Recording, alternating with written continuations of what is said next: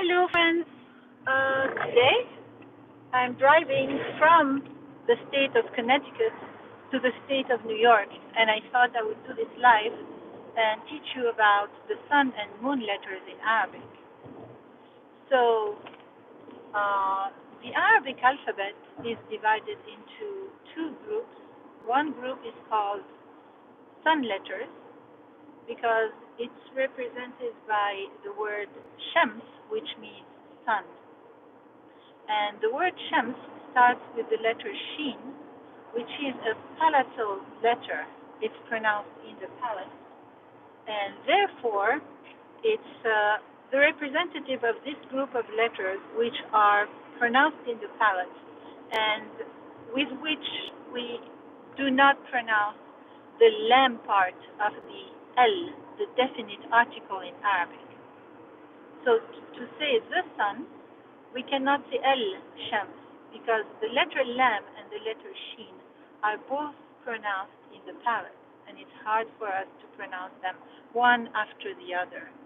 So we say Ash-Shams, we drop the Lam. And you will notice that the letter Shin is doubled. We actually put a shadda on the Shin. So we say Ash-Shams, not Ashams, but Ash-Shams, double Shin. So these are letters that are pronounced in the palate area of the mouth. The second group of letters is called moon letters, أو الحروف الشمسية, القمرية, sorry. الشمسية are the sun letters, الحروف الشمسية, and الحروف القمرية are represented by the first letter in the word qamar, which means moon.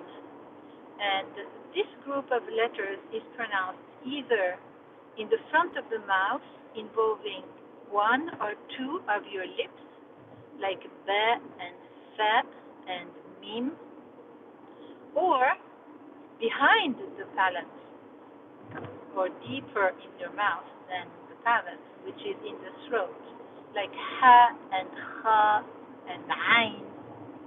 And these letters, because they are far from where the lam is pronounced, allow us to pronounce the lam in the definite article, al. So we say al-qamar, no problem, right? The lam is far from the qaf. So we say al-qamar. And we say al-qamar, we say al-bint, right? Because it involves the lips. We say al-hisab, ha is in the throat. Hamza is also in the throat.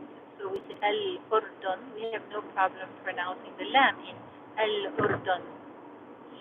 So that summarizes what the sun and moon letters are. If you are listening to this on my podcast, by the way, you can check out the video on my YouTube channel, also called Things You Need to Know About Arabic. And those of you who are watching this, you can listen to my lessons on the go on my podcast, also called Things You Need to Know About Arabic. So look, this is exit 3, and after exit 1 we'll be entering New York. So we are still in the state of Connecticut. ما زلنا في ولاية كونتيكت وسندخل ولاية نيويورك قريبا بعد مخرج رقم 1. So, continuing about the sun and moon letters. So we have already discussed when the lam is pronounced and when it is not pronounced. It is pronounced with the moon letters, and it is not pronounced with the sun letters. So that's about the pronunciation of the lam part of the definite article L.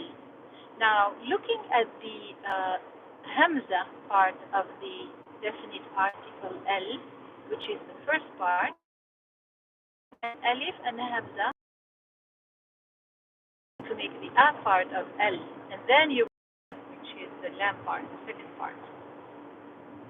Now, you may have noticed that sometimes this alif hamza fatha, this a in the lam, in the L, definite article L, this Alif Hamza Fatha is also sometimes not pronounced. And I will explain to you why.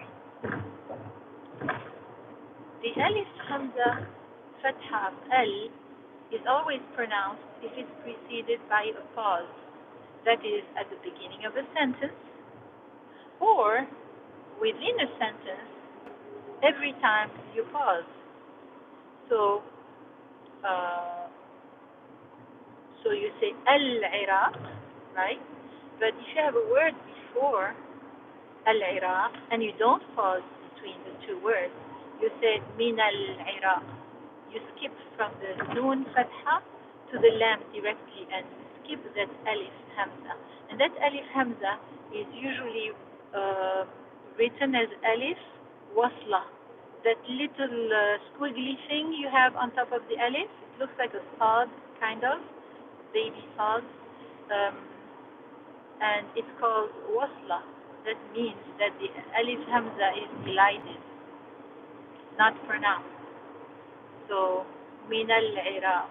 You still write the Alif, but you don't pronounce it. Now, when you say Al-Iraq, the Ain is a moon letter and the Lam is pronounced, right? So, if you want to say from the sun, then it's going to be different, right? Because your Lam is already not pronounced. Because you say Ash-Shams, Ash-Shams. And if you have a word before that, you're going to say Min ash-Shams. And in this case, both the Alif Hamza and the Lam are not pronounced. Min ash-Shams. You write Alif Lam, but you don't pronounce it. How interesting is that? So you may have seen the sign that said "Welcome to New York." I missed it because I was driving. But yeah, we're entering New York now. نحن الآن في ولاية نيويورك ولم أشاهد اللافتة التي تقول مرحبا بكم في نيويورك. I did not see the sign that says welcome to New York. ولكن هناك لافتة. إذا رجعتم بالفيديو ستجدونها. If you rewind in the video, you will, or if you rewind the video, you will see it. Okay, friends, so that's it for the sun and moon letters and the pronunciation of the definite article in Arabic.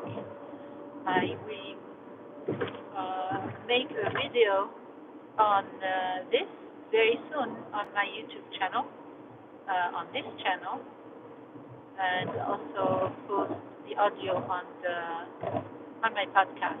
So things you need to know about Arabic is where you need to be.